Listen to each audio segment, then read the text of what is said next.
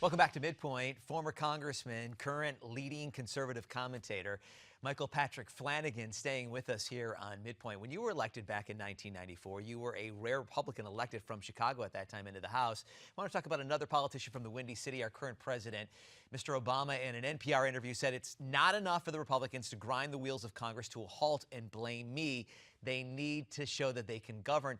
What do you think of the president's point? The president is coming from a Chicago point of view on this. And when you want to understand the Chicago guys, you have to understand that their view of the political landscape is different from the Washington view. It's a very different place. It's a zero-sum game. There is no level for compromise. I'm leading, you're following, or you're leading and I'm following.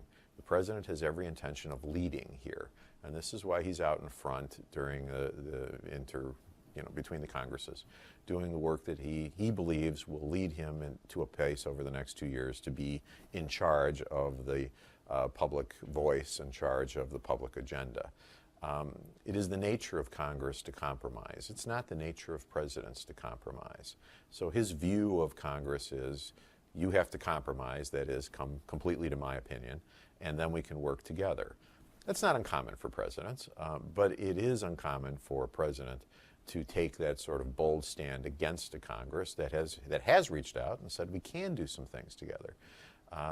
The president, I think, wants to be in charge of the national view here, and I think will use executive orders to do that, and I think we'll use the veto pen night and day. I think the Congress has a very hard hill to climb when dealing with President Obama over the next 2 years.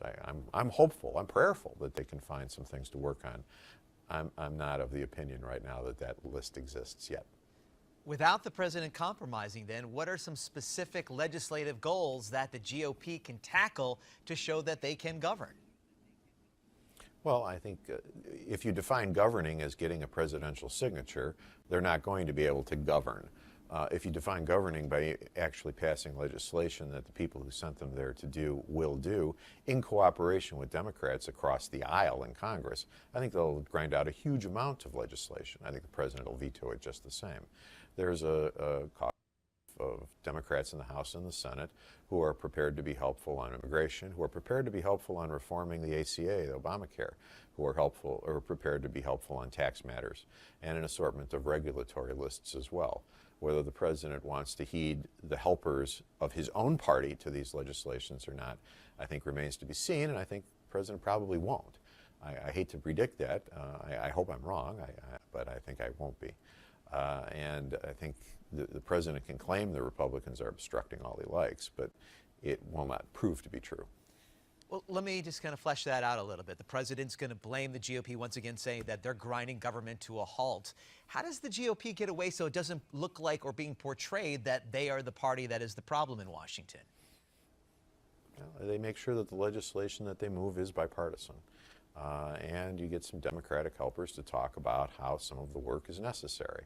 You had Chuck Schumer recently who said, the ACA might have been wrong to move at the time that they moved it. It's statements like this that are helpful to the legislative process.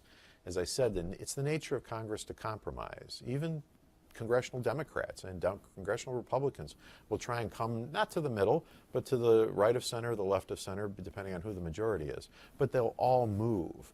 It's not in the nature of presidents to do that. And so hopefully Obama can overcome himself and agree with his party in Congress when he has the opportunity to do that, as Bill Clinton did, as George W. Bush did in the last 2 years of his presidency.